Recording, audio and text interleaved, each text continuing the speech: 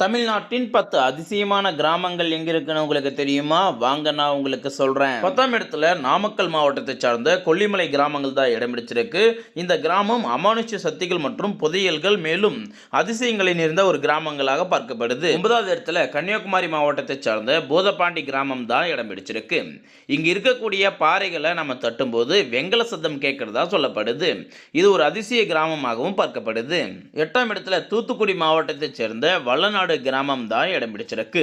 இங்க இருக்கக்கூடிய சரணாலயமானது பல ஆச்சரியமூட்டும் மான்களை வைத்திருப்பதன் காரணமாக அதிசய கிராமமாக பார்க்கப்படுது. 7ஆம் இடத்துல சிவகங்கை மாவட்டத்தைச் சேர்ந்த ஆத்தங்குடி கிராமம் தான் இடம் பிடிச்சிருக்கு.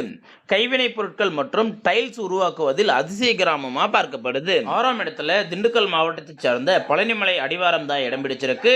நவபாசனத்தால் செய்யப்பட்ட அதிசய சிலைகள் உள்ளது.